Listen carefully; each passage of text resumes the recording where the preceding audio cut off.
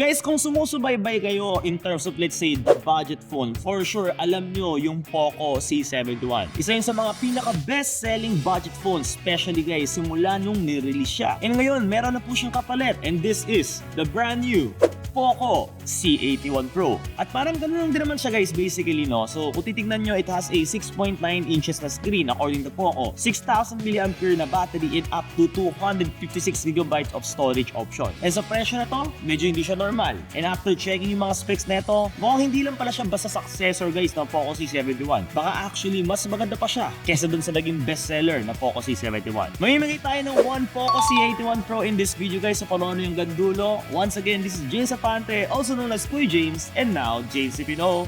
Let's go! So tara, unbox natin siya guys. Right from the box itself, pretty much the same from previous generation. And alam naman natin ang Poco guys, pag yellow, it's basically the C series, and pag black, that's gonna be the X series or the F series, which is gonna be their mid-tier and flagship phones. So tara, unbox natin siya. Let's go guys. So never ko pa ito nakita actually guys ha. And actually nagulat na lang ako actually may Poco C81 na. Hindi ko rin po actually alam na meron na. But nakita ko lang nung nag-live selling ako, nagpadala sila ng demo. Sabi ko C81 no. So yun ba yung successor ng C71? It turns out to be yes. So tatabi ko lang siya dito sa gilid. Check natin guys ano yung laman dito, baka may something na nagbago, which probably wala naman siguro. Of course there's gonna be a brick, and there's gonna be a wired charger. The wired charger is a USB-A and USB-C. Meron ko pa siyang kasamang case. SIM ejector is gonna be here on this side. Of course the manuals na hindi natin binabasa. And here is the case itself. It's looking like this, as you can see. Clear siya guys. So normally si Poco, pag mga C series, clear case na binibigay niya. And pag mga X series and F series naman, usually dark gray naman siya. So tara, check natin siya guys. So here is the phone itself. So according dito guys sa kanyang cover, it has a immersive 6.9 inches display, a massive 6,000 mAh TYP battery, a powerful octa-core processor, a sleek and refined design, a 13 megapixel AI dual camera. So first natin makikita guys yung itsura guys ng phone na to in 5, 4, 3, 2, 1, and boom. Will you look at that? This is the phone itself. It's very sleek. Kamukha po niya ang iPhone 17, iPhone 16 regular version, but medyo mas mahaba lang yung kanya lens here sa side na to. So tanggalin natin yung etong part na to, and just in case guys na hindi mo alam, yes, pwede mo itong tanggalin. This will not void your warranty. Usually what I like is dinidikit ko lang siya pabalik sa kanyang box. So again, pag masdan natin siya, eto po yung design itself. I think it's pretty much very sleek. Lagyan natin siya sa kanyang case. And ito ang kanyang itsura. I can say pretty much generic yung design niya. Very similar sa Poco C71, but for some reason medyo mas gusto ko yung design ng C71 kasi eto medyo matte lang siya tingnan, but the C71 has some, you know, like parang glass, tapos may texture pa yung loob ng glass, no? So again, this is the Poco C81 Pro. Ito yung klase ng phone na alam niyang mahirap palitan yung bestseller na successor niya, which is again the Poco C71. I think 2 years na po talagang best-selling cellphone yun, even sa mga live selling natin. Kaya imbes na baguhin lahat, inayos nila kung saan yung kailangan. Tapos pinalakas pa nila yung mga bagay na gusto ng mga tao, especially dun sa Poco C71. Display, mas lumaki siya ng onte. Battery, mas pinalakas nila. Storage option, mas naging flexible up to 256GB. Software guys, mas ginandahan nila yung upgrades na guarantee over the years. So ang tipo mo ay, let's say, nagustuhan mo yung C71 pero gusto mo ng mas latest o mas maganda pa, or Poco loyalist ka na naghihintay ng susunod nilang budget cellphone, or naghahanap ka ng clear value at the same time walang gimmick, I can say the Poco C81 Pro deserves a proper look. Ngayon usapang chipset muna. The Poco C81 Pro runs on a Unisoc T7-250 octa-core processor. And ang kinagandaan dito guys it has a UFS 2.2 storage. Ibig sabihin mas mabilis maglo-load yung mga apps mo compared guys sa mga lumang smartphones out there na meron pong eMMC storage. Second, it has a 4GB of dynamic RAM, expandable to 8GB of dynamic RAM. And according sa Poco guys umaabot ito ng 400,000 plus points sa Antutu score system. Which honestly guys sobrang solid ng number na yan para sa segment ng mga cellphone na ganito. Meaning, social media, messaging, streaming, light to casual gaming, kayang-kaya niya guys, wala kang magiging problema. Next is the display guys. Guys, this has a 6.9 inches display. Immersive and I can say, malaki talaga ito. Ito yung maximum size in terms of a smartphone here right now, 2026. At meron pa siyang 120Hz refresh rates with a equivalent of 240Hz touch sampling rate. Ibig sabihin, hindi lang siya smooth tignan mabilis din po siya mag-response pag tinatouch mo siya. Which honestly guys, malaking bagay yan. Let's say kung gamer ka or mabilis ka mag-type, yun po yung talagang mga cellphone na let's say mabilis ka mag-type naiiwan, ibig sabihin mababa po ang kanilang touch sampling rate. So again, kung mahilig ka manood ng mga video na malaki ng screen, mag-scroll ng social media, maglaro ng casual games, medyo fast hands ka, or let's say mabilis ka mag-type sa keyboard, I can say magiging komportable ang experience mo on the Poco C81 Pro.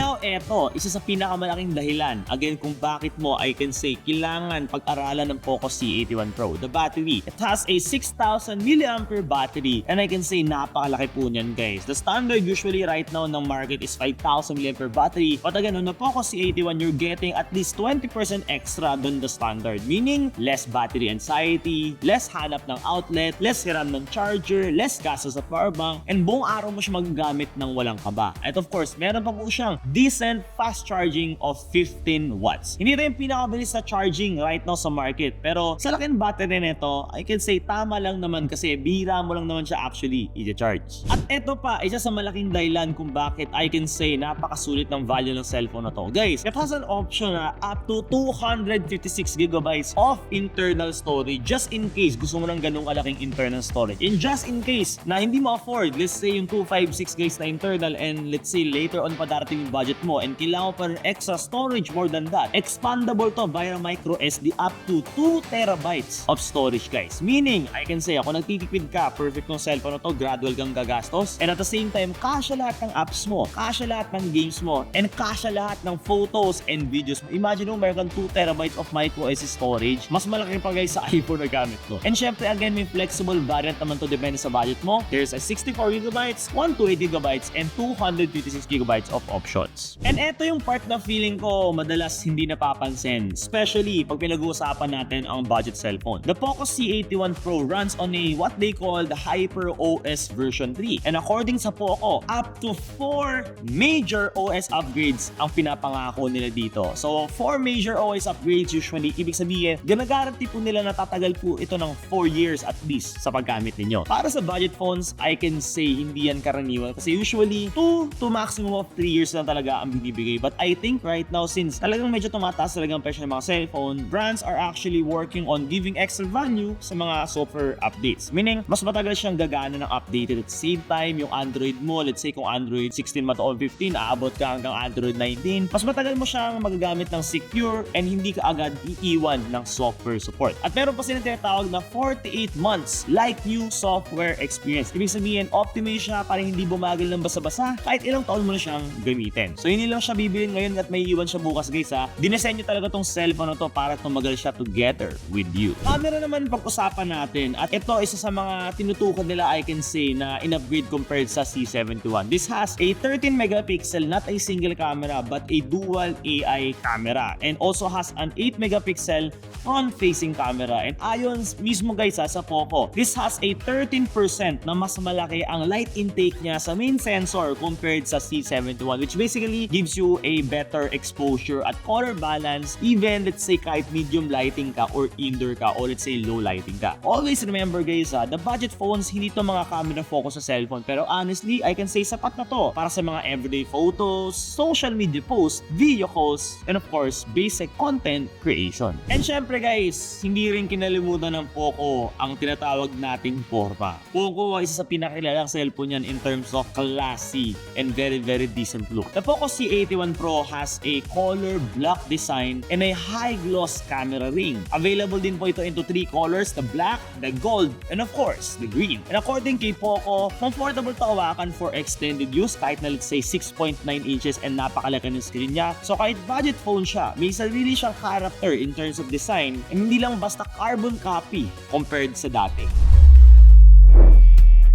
So para kanino ang Poco C81 Pro? Honestly, I believe para sa mga tao ng gusto na cellphone na malaki ang battery, malaki yung display, has a lot of flexible storage option, and of course, expandable up to 2TB of microSD storage. May pangakong software longevity and walang compromise in terms of the basic necessity na pangailangan ng isang smartphone this year, 2026. Perfect to para sa mga dating gumagamit ng C71 na gusto mag-upgrade this year, students, or let's say, mga bagong bibili ng sariling cellphone, or let's say, naghahanap ng backup na cellphone. Hindi ito yung phone na para sa mga naghahanap ng flagship performance, pero kung ikaw, yung tao na let's say, nagustuhan mo yung C71 dati ng Poco, ito dapat yung susunod mong pag-aaralang cellphone. And honestly, mahirap palitan ang isang bestseller like the Poco C71. Pero sa tingin ko ginawa nila ng tama ang Poco C81 Pro. Kung fan ka ng C71 dati o naghahanap ka ng susunod na budget phone, sobrang worth it tignan ng Poco C81 Pro. And syempre guys, giveaway. Every time na gumagawa tayo ng video here on our channel, we're giving away the phone kung ano ang dire-review natin. So we're giving away one Poco C81 Pro here in this video completely for free. But before we do that, i-announce muna natin yung winner ng Tecno Spark 55G from our previous video. So nakikita mo tong comment na to and ikaw to, go message our Facebook page Kuya James Afante with blue check mark to claim your prize. So guys, paano manalo ng Poco C81 Pro? Simple lang. I-like mo lang tong video na to, subscribe, make sure guys and turn on the notification bell dyan sa baba. And i-comment mo dyan sa baba right now kung gumamit kayo ng C71 dati, ano ang nasa tingin mo? Or let's say kung hindi ka man gumamit ano ang nagustuhan mong feature of the Poco C81 Pro? And i-announce namin ang winner sa mga susunod na videos namin guys. So and by the way kung naghahanap ka ng bagsak presyo, may malaking voucher, cash on delivery, free shipping nationwide, may SP later, 0% interest 3 to 6 months. Naglagay ako ng link dyan sa baba, link in description na pwede mo magamit guys to claim and para makabili ka ng mura right now. Once again, this is James Afante, also known as Kuya James. And now, JC Pino, see you on the next one.